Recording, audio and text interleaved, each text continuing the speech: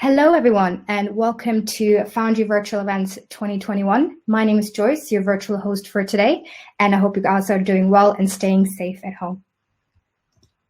I'm really excited to be part of today's webinar and introducing some special guest speakers. Firstly, I'd like to introduce Ravi Ajit Chopra, executive producer, film and TV director, and of course, father of Cognition, as I would like to say. So welcome, Ravi. I would also like to welcome our special guest speakers as well, all the way from South Africa, Chocolate Tribe. So we've got Rob van der Bragt, VFX supervisor and executive creative director. Jannes, who's animation director and compositor. We've got John as well, who's not part of Chocolate Tribe, but he was a VFX lead and associate producer for Cognition. And of course, my lovely colleague, Chris Andrew Artha, associate product manager for Nuke here at Foundry, co-hosting today's webinar with me. So thank you guys for joining. So before we dive into the webinar itself, I just wanted to share a couple of short updates. Firstly, we have over 50 webinars available on demand. For more information on those and where you can find those, you can go onto our Livestorm page, or you can visit our YouTube channel as well. Also, make sure you stay tuned with our 2021 schedule, which will be available on our events page. If you have any questions or you would like to participate in virtual events, please send us an email on virtual.events@foundry.com. So we have a lot of material in our Foundry Learns page. We have tutorials available from beginners, intermediate to advanced. If you're looking to brush up your skills or enhance your skills, there will be plenty of documentation here that you can have a look at in your level. Stay up to date with us. We have a lot of content available in our Insights Hub, where we host case studies, artist spotlights, industry trend talks as well, and of course, a showreel. I think our recent spotlight that we've done was with Mark Pinero. So for any more details on that, or you would like to just check out the different articles we have, check our Insights Hub. If you want to stay up to date with events and activities that we do in Foundry, you can follow us on our social media channel, and I've included our handles there as well. Lastly, we absolutely love all the work that we've been seeing from all the artists on social media, and we want to make sure that we stay up to date and we help you promote your artwork and your projects as well. So please make sure that you can also tag your work with our hashtags, Made with Nuke, Made with Mari, and Made with Moto. We're also doing a sponsored license program. So for any independent, non-commercial projects, they are eligible to apply for our sponsored licenses. So for more information on how that works, or you want to apply, just send us an email on virtual.events@foundry.com.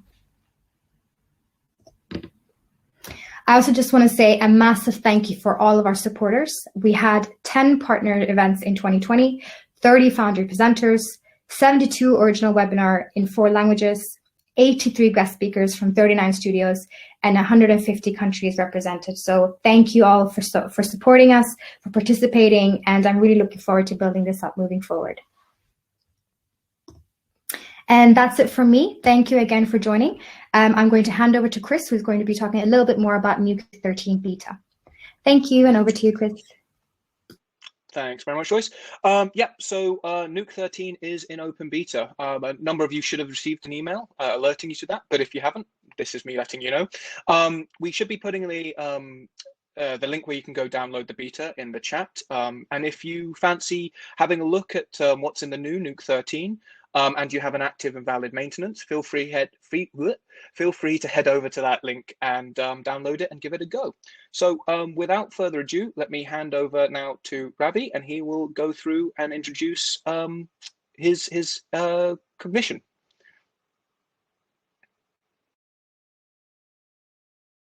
Hello, everyone. How are you doing? Hope everyone is well. Thank you so much for joining us. I just want to say a big thank you to Foundry, actually, for letting us come on their platform and just talk a little bit about the film. And I think I should take it back just a little bit, actually, of how the actual connection happened with Foundry themselves. It was a few years ago that I started developing Cognition and started working on the whole concept, the world. And it's a short film. It's 27 minutes long. It's a sci-fi drama. It's about the father, played by Andrew Scott, and the son, by Jeremy Irvine, and it's about the son confronting his past to reconnect with his father. We actually started with this film with a real kind of emotional core, and we worked on the script for a long, long time. But when we actually moved forward to actually create the world, I had no idea at the beginning, but there was actually, by the time we finished the film, there was 350 visual effects in about 24 and a half minutes. And it was a real challenge. So the key is, in order to actually move forward right at the beginning, what we did, we actually developed a great deal of storyboards, image art, etc. And John Gallie, who's going to be talking a bit later on today, he was the first one to actually join on Cognition with me on the VFX side. And then we actually approached Foundry, and we had a team, a few artists all over the world actually, but we actually wanted to work in Nuke because this was the kind of industry standard. And so we were very fortunate that we approached Foundry. They really liked the sounds of the project, and they came on board and enabled us to actually use Nuke and Nuke Studio across the board on our film, right from the beginning to the end. And we're very fortunate as well that we got to work with Chocolate Tribe, who are absolute geniuses. Rob and Tiaan from Chocolate Tribe actually did the opening desert sequence, which you're going to see today, in a great deal of detail. I'm so indebted to those guys because they did an absolutely amazing job on the film. They just kept on pushing the whole opening desert sequence just further and further and creating even more detail. And it was a lot of detailed work. So I'm sure you're going to enjoy, the breakdown that they give today. But I think, Cognition for me is genuinely it's a passion project. It's kind of connected to my passion for films, which started in my family's video shop. And so we actually had a lot of different VFX artists and companies working on the film, the main company being Chocolate Tribe. And so we're genuinely grateful to the whole team, actually. Our ambition was to actually produce a short film on a Hollywood level. And we literally pushed the barriers in every single department, in sound, in cinematography, in terms of production design and locations of where we were filming. And we put absolutely everything into it. So I really hope everyone who's actually joining us on this webinar today gets an opportunity to actually see the film. It's available online. We'd love for you to see it and give feedback on what you think. And so I think that kind of, does a nice little introduction to the film. I think maybe we should kind of go into a bit of detail now. So just to let you know before Chocolate Tribe start, we shot all the desert green screen material in a studio in London. And it was one of the biggest green screen studios in London. And so we did all that first. And then the wizards at Chocolate Tribe came on board and did all their magic. So I think I'm going to introduce now the Chocolate Tribe team so they can actually continue talking in detail about the work that they did. And I think it's Rob who's going to be speaking next.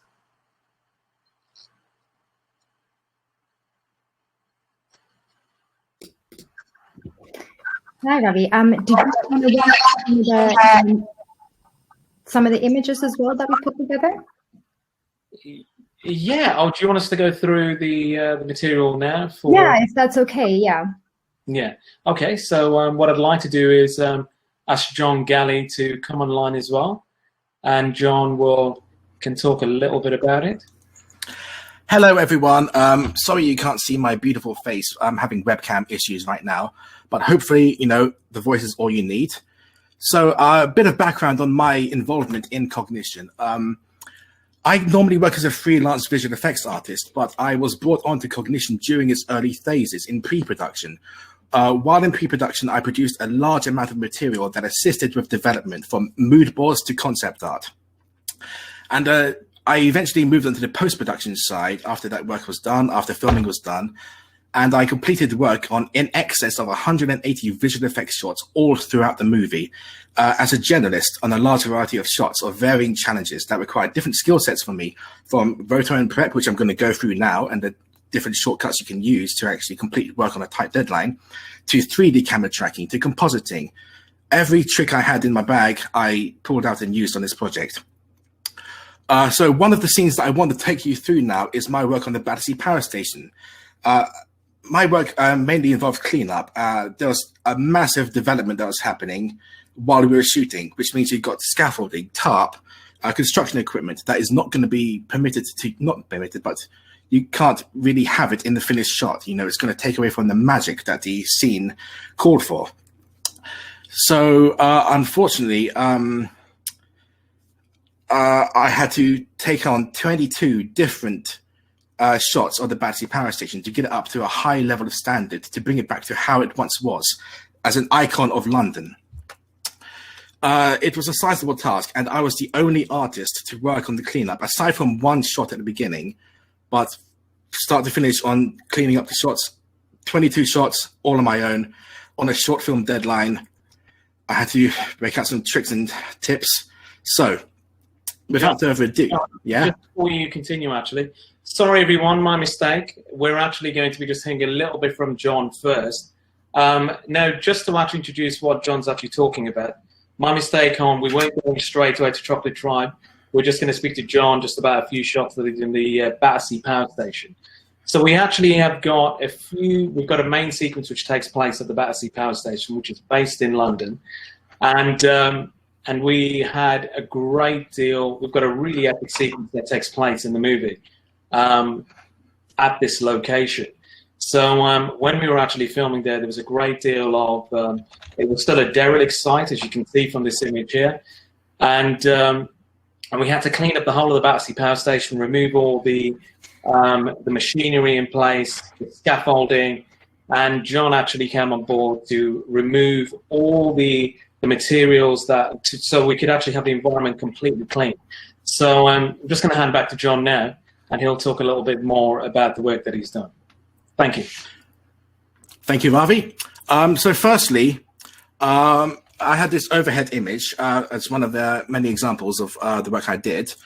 And, it's quite a mess, isn't it? I had to remove lots of tarp, get rid of all the scaffolding inside the middle sections.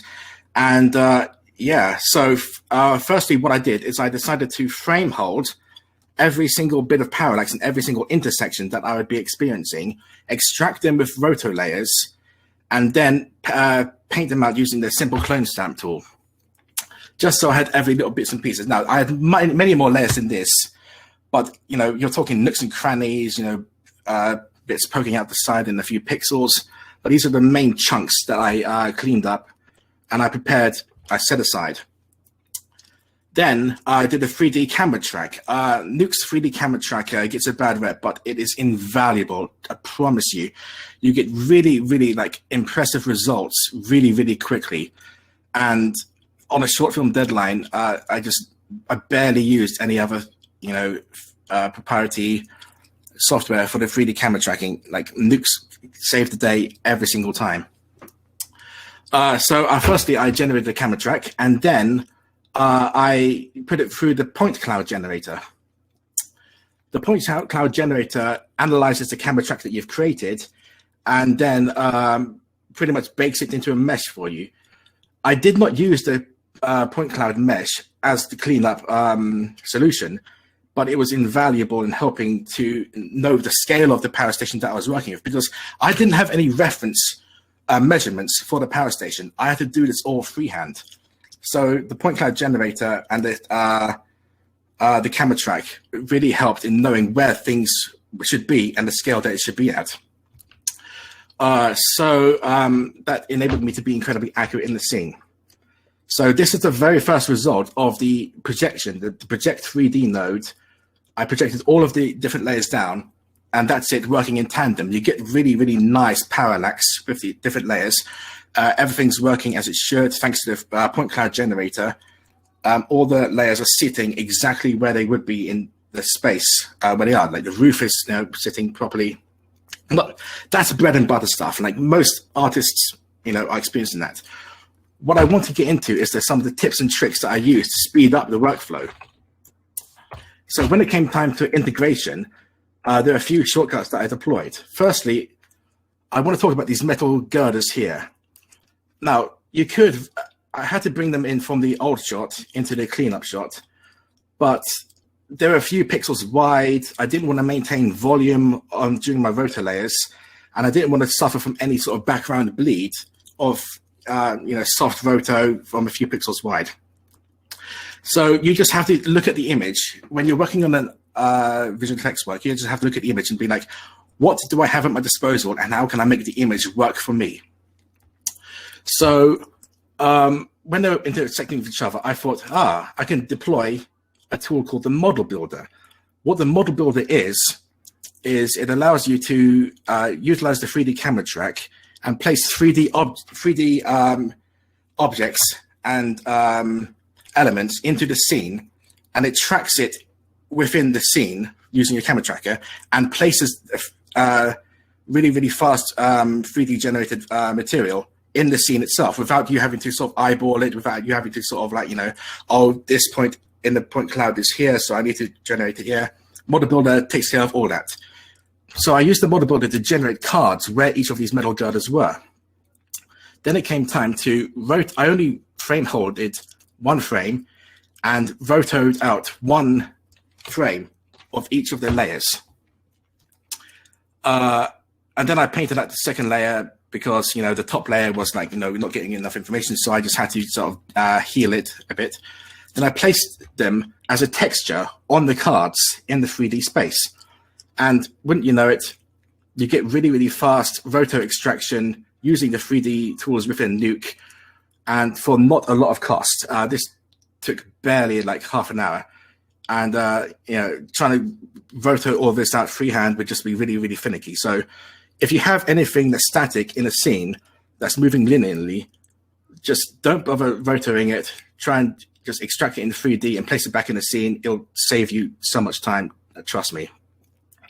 Next, I had to bring in all of the other elements through roto, these chimney stacks and the rest of the buildings on top of my layers that I'd already projected. So one tool that I utilized was the Reconcile 3D node. If you don't know what the Reconcile 3D node is it allows you to take the 3D camera track points, create an axis where the point is in the final 3D space. Then you can use that axis, pump it into the Reconcile 3D node, and turn it into a 2D track on the image. I then only set up a rotor for one frame on each segment, and then pumped in the resulting 2D track onto the rotor layer, and boom. The rotor was done for all of these different elements in just under an hour.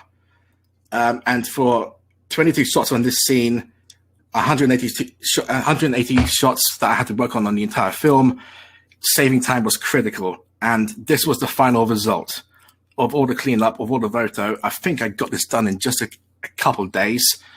And Nuke's tools were just a lifesaver in getting this done. Yes, Ravi, what do you want to add? Yeah, no, I was just going to say, here's the actual final shot. So the work that John, we captured this shot via a drone cam.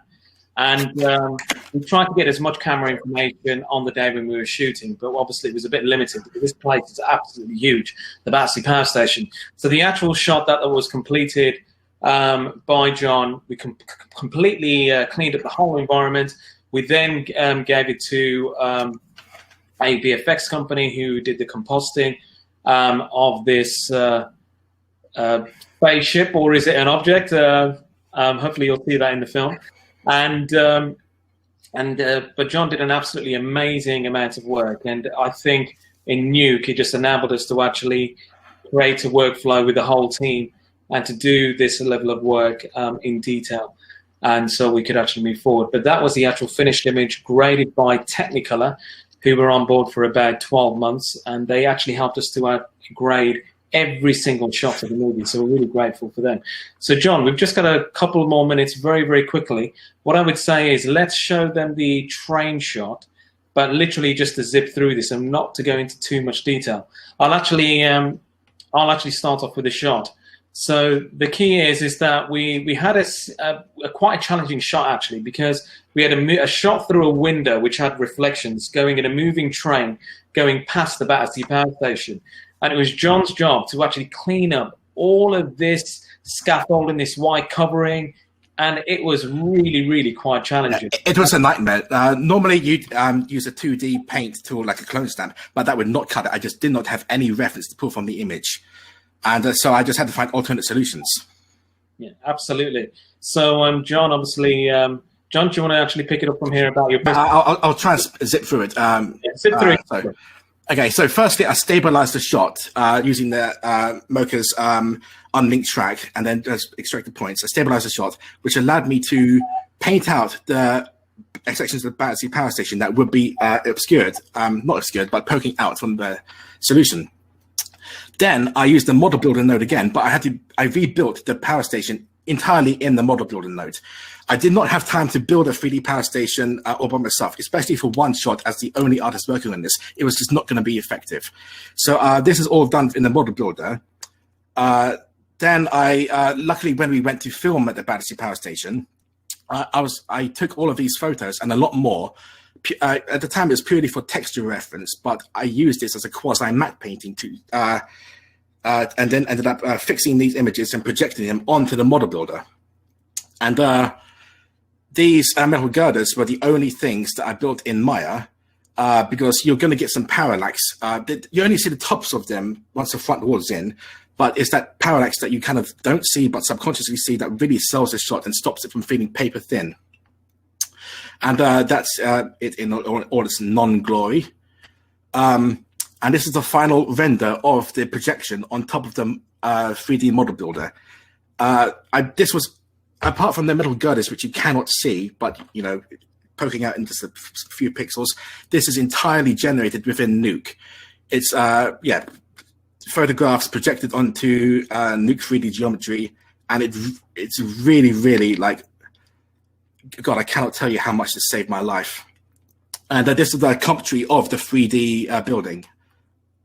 And this is the front wall. I did not do a 3D pass for the front wall because it was just a 2D planar image. So I could get away with just a 2D track right onto the image. And that's it once again. And this is it placed over the clean plate that I generated. I had to take out some blue because we shot it on an overcast sky. So there was continuity issues there. So I just had to sort of like make it really, really desaturated in the background. And now for the dirt and the reflections. Hey, Ravi. Now, please continue. We're just going to wrap it now, John. Yeah, so I basically frame held different elements that I could find, used the grade and exposure nodes to extract every single kind of nook and cranny of reflection and dirt that I could find, and piece them together into a really, really like mind-bending mosaic. And then this is the roto that I'd done, and then and now what you're seeing here is the final shot before the 3D artist took hold of it. And all of the mosaic that you saw, like I had artistic license to control the intensity because like it looks really, really extreme when it's all together. But I just had to like take down some layers, put up some layers just to really help sell the final shot. And so that's using Nuke's 3D proprietary tools in order to clean up a really, really challenging shot and building an entirely 3D building that holds up to scrutiny, especially on a cinema screen, really, really, really quickly. And that was, and then take these techniques, apply it to 22 shots, you get a Battersea power station sequence, and apply it to 180 shots, you get my contributions for the movie. I really want to thank Ravi for the experience that he gave me. I learned so much on this, and it really turned out well, I think. Brilliant. Thanks so much, John. Really appreciate you taking us through. No problem. We were going to actually show you the final composited image that technical are graded, but it kind of reveals a bit too much on the last thing. So my apologies for not showing you the actual final shot. But we'll see it in the film if you do get a chance to see the movie. And so thank you so much, John. And I'm just going to bring it back to Joyce on who we're going to be moving on to next, please. Thank you. Lovely. Thank you so much, Ravi. So we're going to dive straight into the technical parts of what Chocolate Tribe has done. So enjoy the video.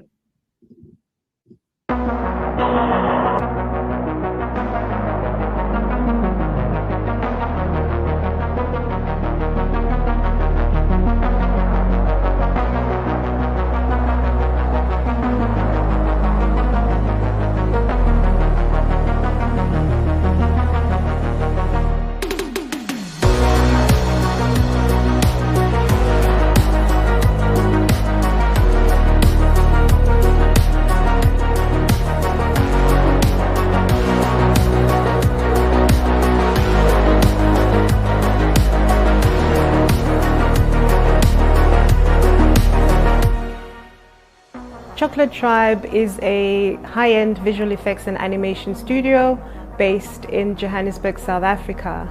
We have a diverse pool of clients, locally and international. Chocolate Tribe was established in 2014.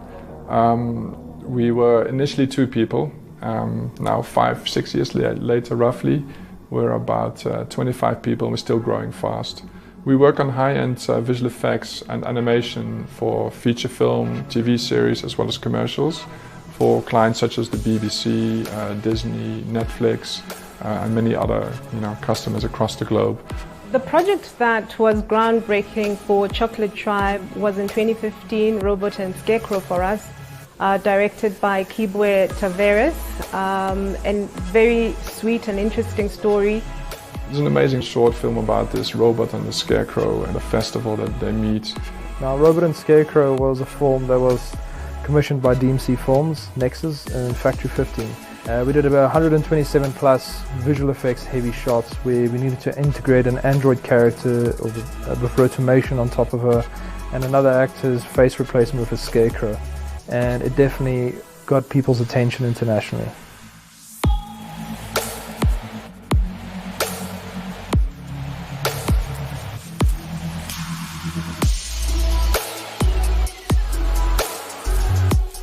Ravi approached us because of Robot and Scarecrow, and the studio at that time was using After Effects. So we initially went with After Effects because it was kind of the pipeline we had used on Robot and Scarecrow. Robot and Scarecrow was a team of probably 8 people, 9 people. It was quite a small team actually for what we had to do, but we felt that Cognition could be approached in a similar sort of way. So Ravi gave us an edit of the whole film. We were only supposed to do the front end. I think it was about 4 minutes. The desert sequence in Cognition was 70 visual effects shots, which was quite an interesting challenge because you are dealing literally with a green canvas and you sort of have to fill it in with a believable world. Often when you do one shot at a time, you sort of just work towards a shot. But in this case, we had to work in all kinds of directions because obviously the camera work was looking left, looking right, wide shots, close-ups. So you have to really think about what the world looks like.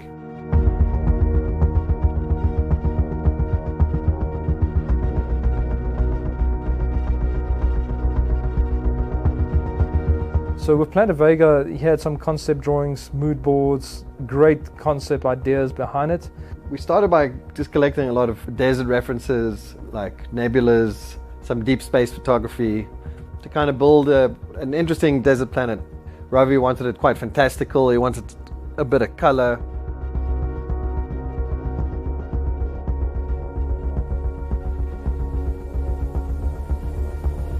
One of the things we found is that if you take something from one world, say underwater plants, and you put that in a desert scene, those worlds are so opposite to each other that you kind of immediately create something that is not right, something that the viewer goes, okay, that's not normal.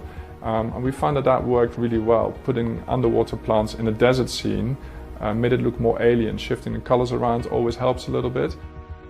I also used a lot of video elements to breathe life into the backgrounds. Deserts don't have a lot of movement, not a lot of life.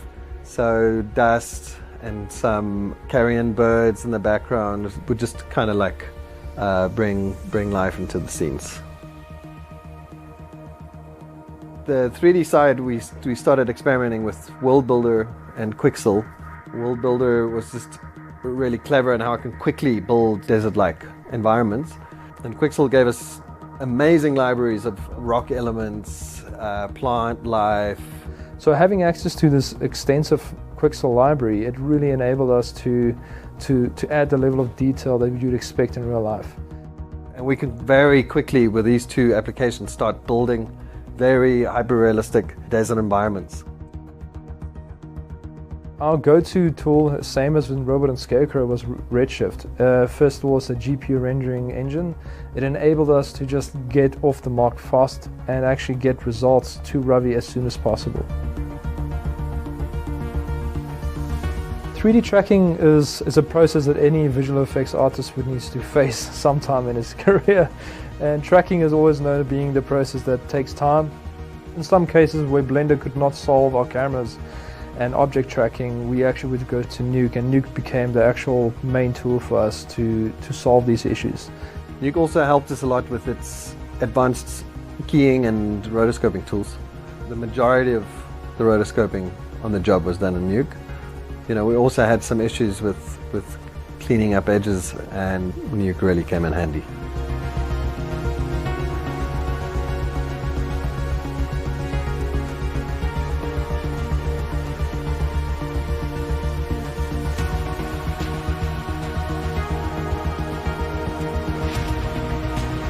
The 4 months turned into like a year.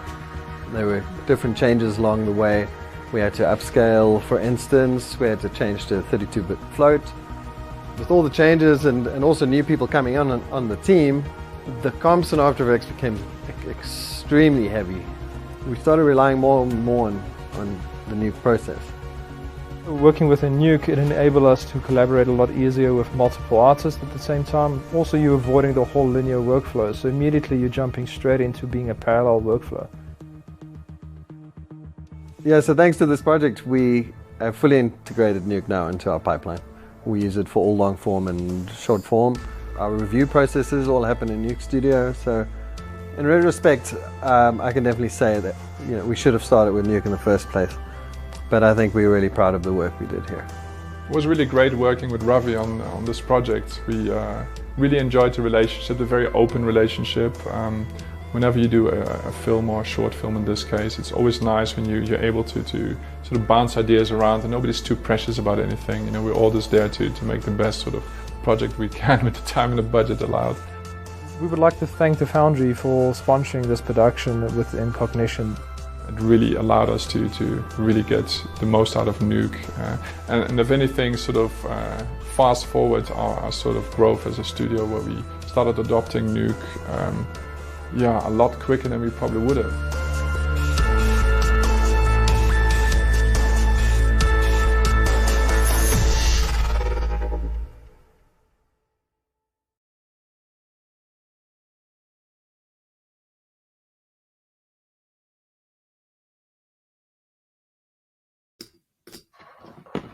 All right, shall we go over some of the questions?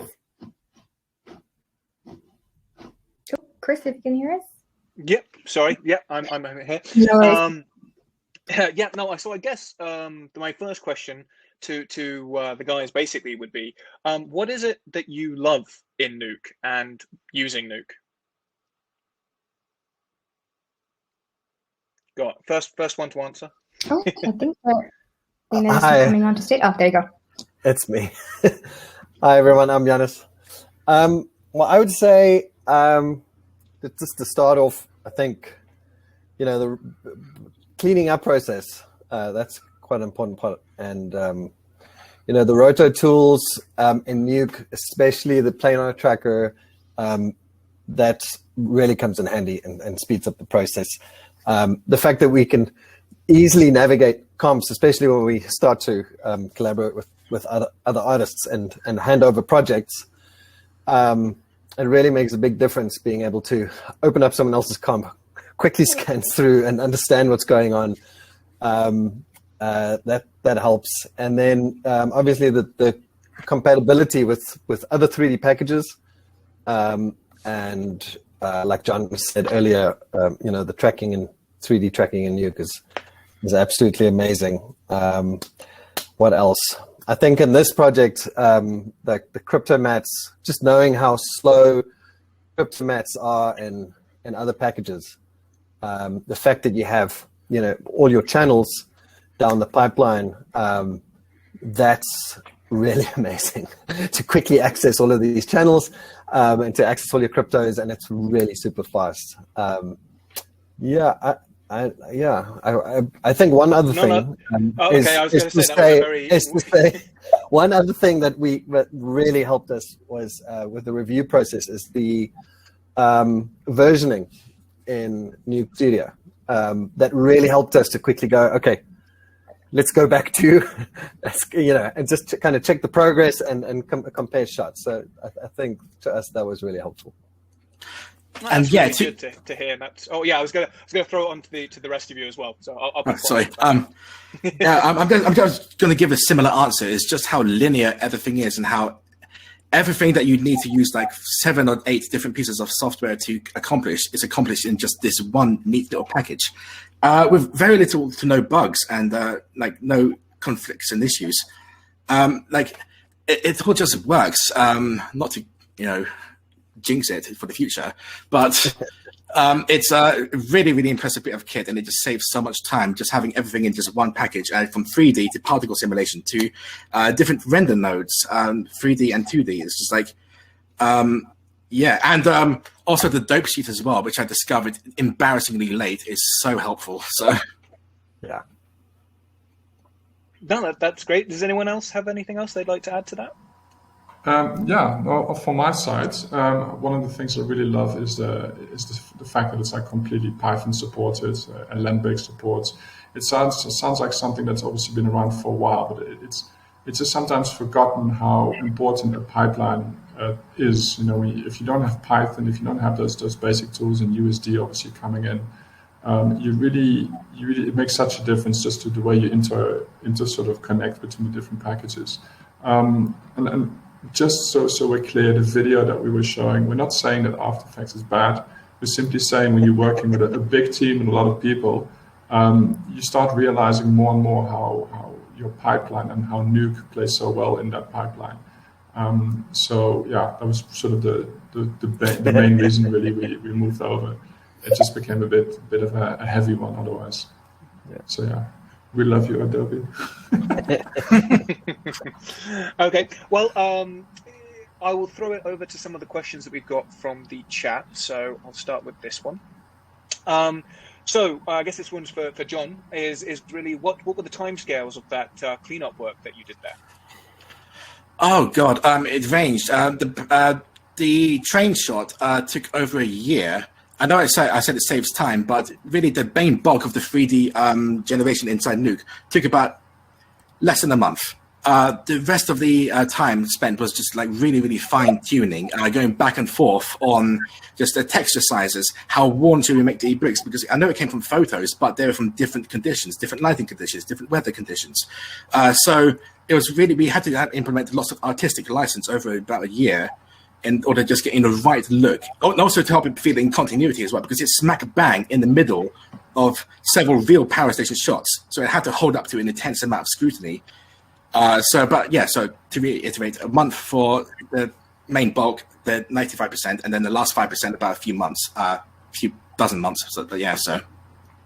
Okay, cool. No, I think that answers the question nicely there.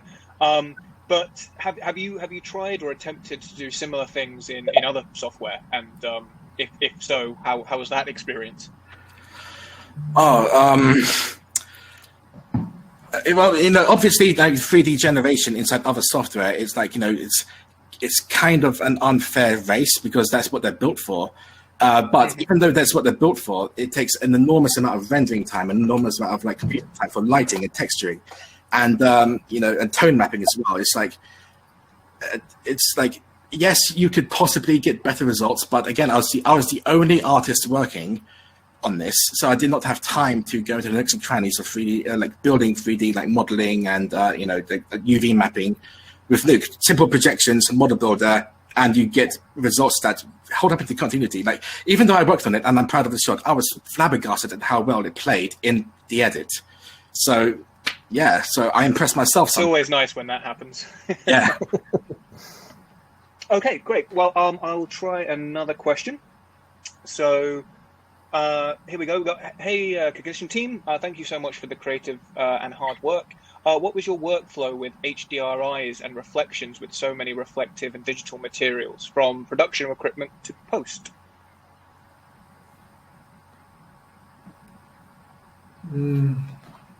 Rob, is that the one that you want to answer, or?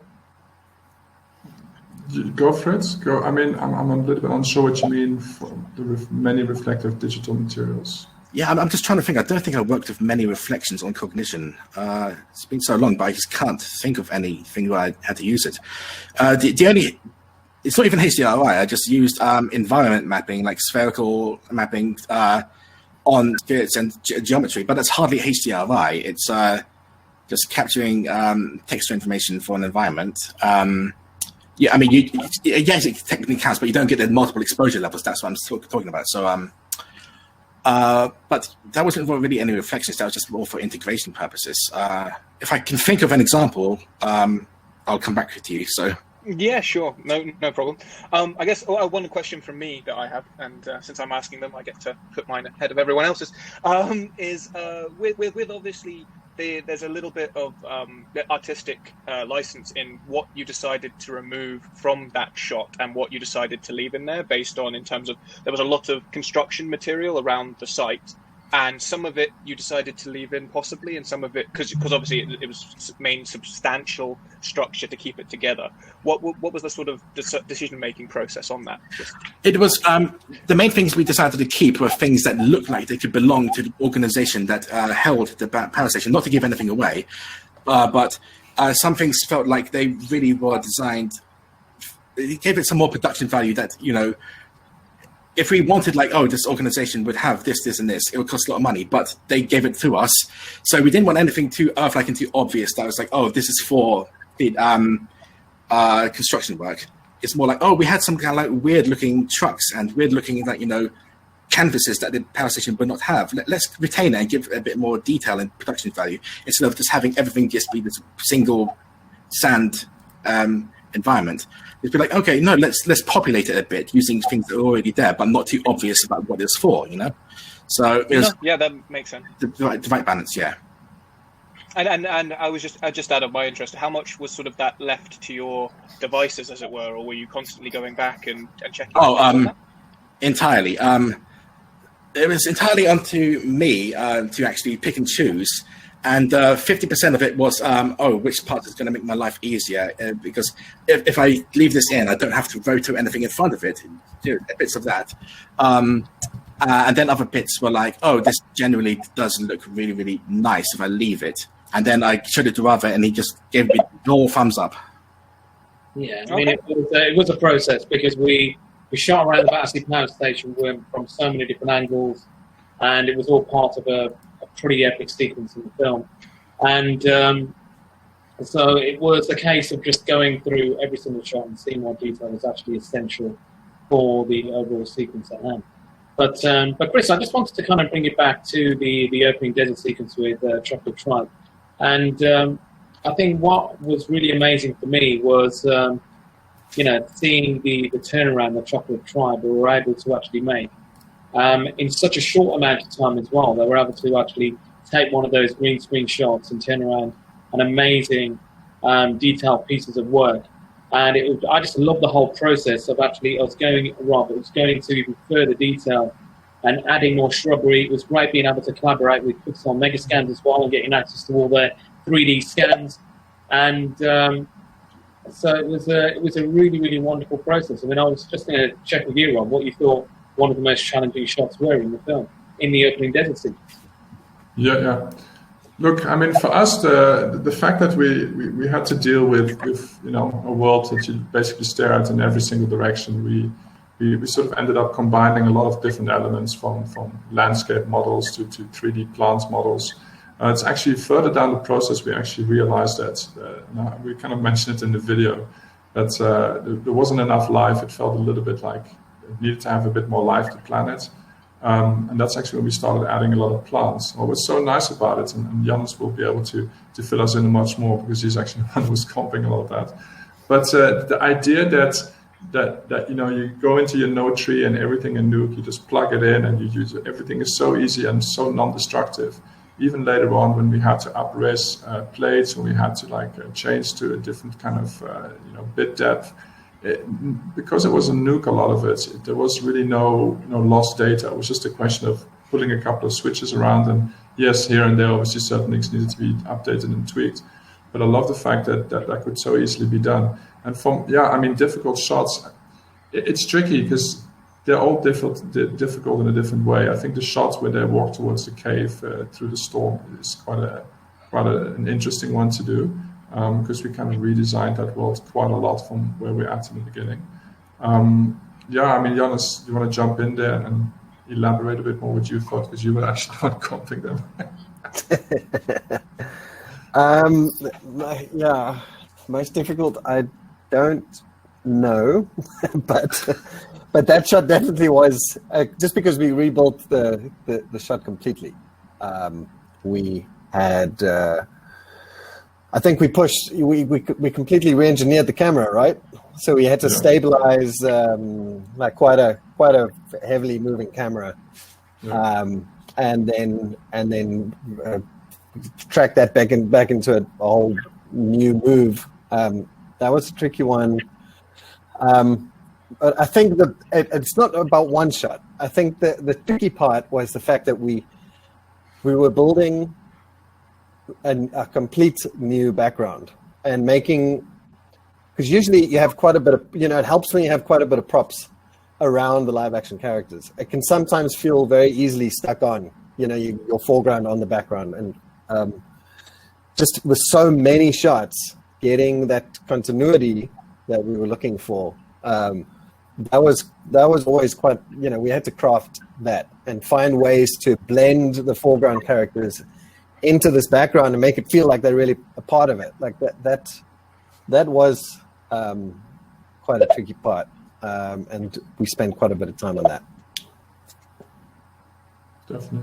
I think the whole idea... Go on.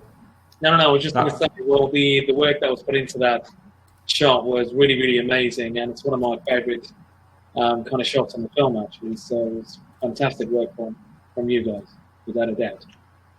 Thank you.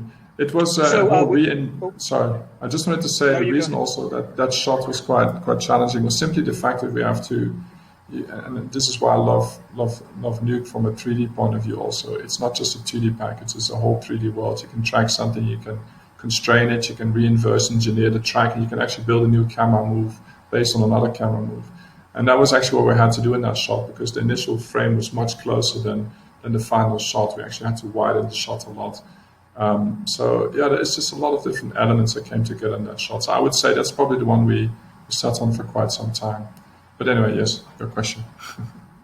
Oh yeah, no, it was tailing on, because obviously we're talking about this shot, which we didn't necessarily have a chance to have a look at, was this one from Mike's, I can't see his name, Mike Constant, which is where can we currently see Cognition in they specified United States here, but I think we'd all like to know where we could possibly go and see this, if we can. Where? Yeah, no, you can actually see the film. It's available now in around 90 plus countries, and it's available on Amazon in the States, also on iTunes as well, and possibly on Google Play, but definitely on Amazon and iTunes in the States, so you can definitely see it there. I mean, if you go to cognitionsci-fi.com, there's an actual link from the website which will take you to the platforms in your specific country where you can actually watch it. And okay. That's great. Cool. And moving on then, I guess I've got a good one here. So one for you, Ravi. Did you shoot specifically with VFX in mind? And if not, after the experience with this project, would you change much in the way that you shoot going forward? Yeah, no, definitely. We did shoot specifically with VFX in mind right from the start, actually. We had to, because there was so much visual effects work. And we were world building, we were creating a kind of an alien landscape.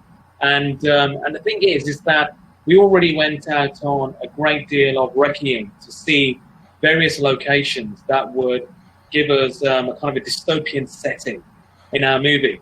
And we went to a lot of big feature film locations that were used in a lot of big movies.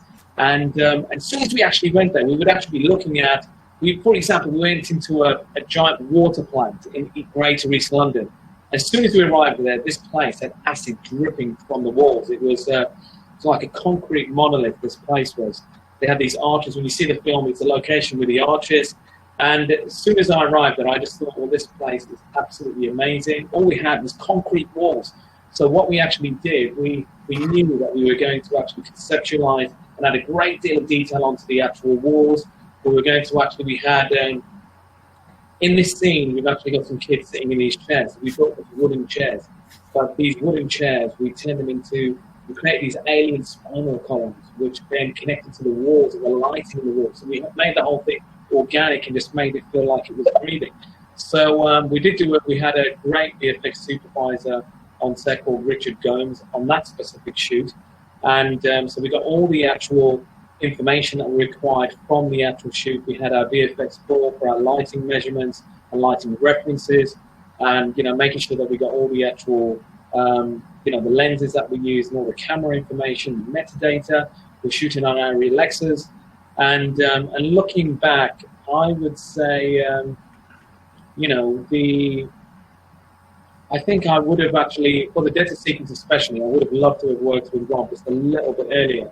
So we were kind of synchronistic from the actual point of shooting. That was the only thing that I would say, because Chocolate Tribe, I actually saw Chocolate Tribe's work online, and I was just blown away by the work they'd done on their project. And I thought, wow, it'd be amazing to get something like this, because they were creating work which was of a definitely of a certain production value that looked cinematic, and we wanted our film to be cinematic with all the sequences. So that was one thing that I would say, Chris, is that I think for any movie which is as visual effects heavy as this one is whoever you've got working with you on a specific sequence, get involved with them right from the beginning, and then let them know what your vision is and what you actually want to try and create and what you want to try and execute. Let them know, because then they will bring so much to the table and give you all the kind of technical detail that you'll need right from the actual inception of the idea. Yeah, no, it'd be very hard to go into anything without actually planning for what you're ending up going to be using the shots for in a lot of respects, I think. Which actually brings us on to one for Chocolate Tribe, which is what advice would you give to production teams after any lessons that you learned from this production, and how would you change that, if you would? Hey. So, can I just... Yeah, I was just going to say, before Rob gives this answer, I just wanted to introduce Tiaan, who is an absolute VFX guru at Chocolate Tribe. And Tiaan and Rob were my points of contact at Chocolate Tribe, and they were absolute geniuses at what they do. And I'm just very grateful. I'm really glad that Tiaan's been able to come online as well to talk about his input, because it was really, really quite extensive. Tiaan, do you mind just letting people know what your position is? And then obviously Rob then pick up with your answer. Sure, no problem. Thanks, Ravi. And yeah, it was fantastic to be part of this production. From the get-go, like you said, when we kind of met up front, we kind of saw a synergy that we can definitely help you out on this production, and we love the idea of having like world building part of our additional skill sets to be contributing to the feature. And my role as a executive technical director at Chocolate Tribe, so I'm the guy doing all the sometimes pipeline development with Rob. Rob also loves it so much, but Rob's the creative guy, gives me a lot of heads ups and hints on where to improve on what we do. But we love the challenge of building bigger worlds, set building extensions, especially as you guys can see on the green screen. It was a fantastic challenge, and we loved every bit of it.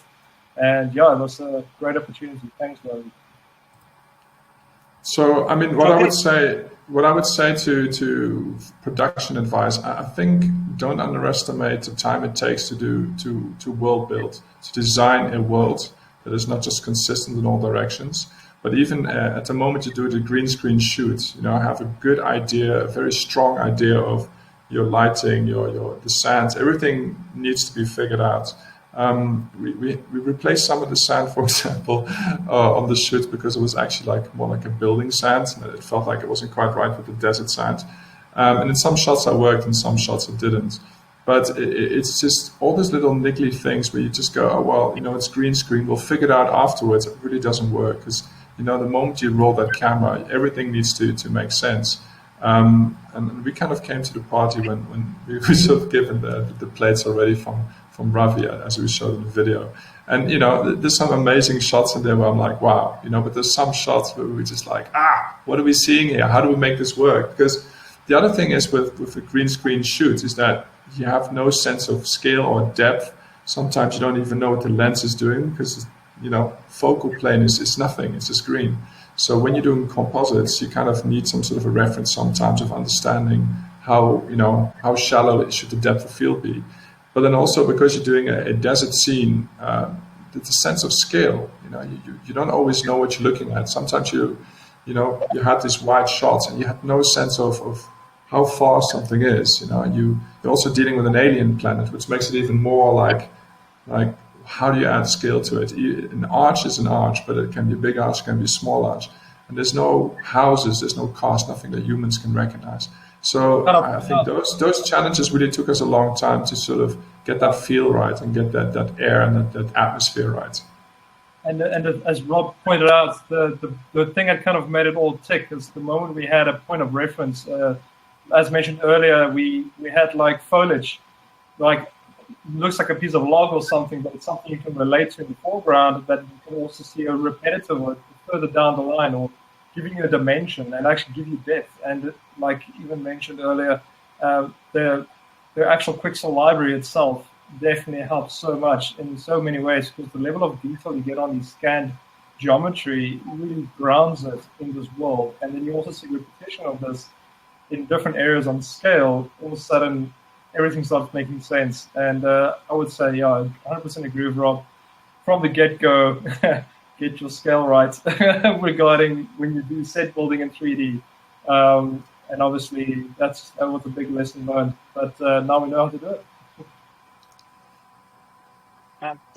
That's perfect. Good answer for that question, I think. I guess one for me is I know that, or I think I know, that you were one of the last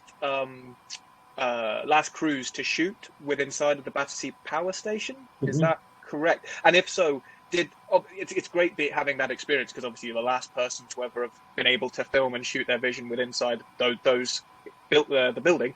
Do you think that added to an extra level of difficulty with sort of it was in the middle of being torn down, and how did that make it better, or how did it affect you at all?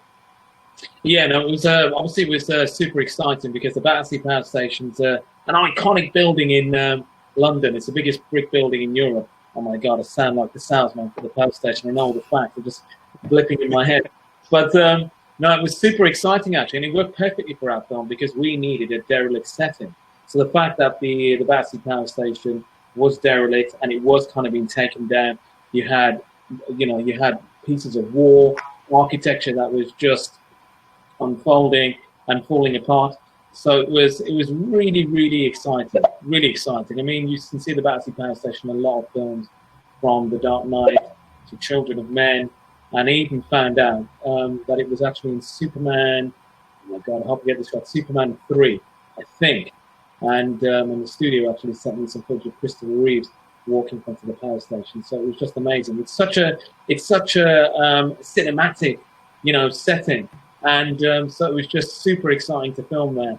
And we did a really, really exciting sequence, for the movie there, which we put our heart and soul into. So I really hope anyone who watches it will enjoy. Oh, well, thank you very much. I think that's about all we have time for at the minute. So that will be all for us today. So thank you for joining. And I hope this session was good and insightful for you too. If you have any other questions, please don't hesitate to reach out to us, and we'll try to get back to you through the usual channels. Stay safe wherever you are in the world, and hope to see you back here again soon. Thanks a lot, guys. Chris, thank you for having us. Yeah, I was just going to say, Chris, just before leaving, I just wanted to say a huge thank you to Foundry. Thank you so much for sponsoring our project and coming on board and supporting us right from the beginning stage. I also want to say a huge thank you to the whole Chocolate Tribe team, to Rob and to Tiaan, because the work that they did just, it was so exciting to actually work with them, and the work they did was fantastic. Also want to thank, and just to mention as well, Rob's actually an executive producer on Cognition as well, because his input on the project was so vast. And lastly, also want to say thank you to John Gallie, who joined me right at the beginning. He was kind of like, a VFX man for all seasons. That's why I described Gallie, because he had to do a bit of absolutely everything. So, and I think our project would not have been possible without, a certain level of talent. And, so just grateful to the whole team, actually, and to for Foundry as well. Thank you. Thank you, Ravi, and thank you. And what I said earlier was thank you, Foundry, for having us on this event. No problem at all. We are very, very lucky and fortunate to be able, small part of helping you guys make your vision a reality. And we thank you for thanking us, I guess. Oh, it wasn't a small part. Thank you. All right. Thank you very much, guys. Cheers. Thanks. Bye-bye. Bye-bye.